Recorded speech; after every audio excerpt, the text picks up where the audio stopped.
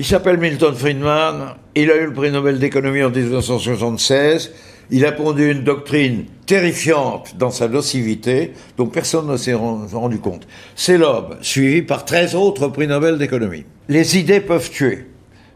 Et c'est pas rien de faire un moment sur des idées.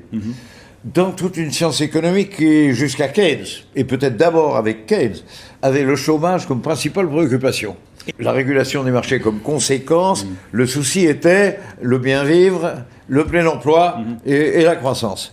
Dans ce système-là, les monétaristes, cet homme-là, arrive et nous invente une philosophie qui dit, premièrement, le marché est auto-équilibrant, et deuxièmement, chaque équilibre de marché est optimal, pas besoin de régulation. Et ça fait plaisir.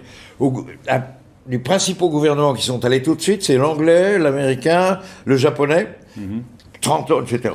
La plupart des grands gouvernements de la planète ont adopté cette doctrine qui est devenue le cœur de l'enseignement de l'économie.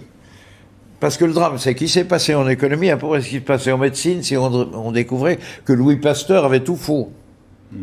Et qu'aujourd'hui, pour le gouvernement grec, pour le gouvernement français, il faudrait recevoir des avis d'économistes qui ne soient pas des politiquement corrects de l'agrégation ancienne mode, qui ne soient pas formés par ce système de concepts dont les faits ont démontré qu'il était toxique. On n'écoute plus du tout voilà le responsable initial. Et la vraie responsabilité, c'est que le monde entier s'est rué là-dedans. Pourquoi ? Parce que débarrassons-nous de l'État, débarrassons-nous des impôts, gagnons plus, vive le profit. C'est ça que ça dit. Mais ça marche pas. Et c'est dommage.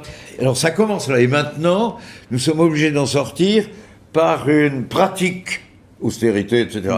Une pratique qui est antagonique avec ce que disait le système, par une intervention publique pour sauver les banques, ce qu'on a fait en 2008, qui dément le système lui-même, et puis il faut réinventer une cohérence économique. Mais surtout Là, voilà la responsabilité. Mais surtout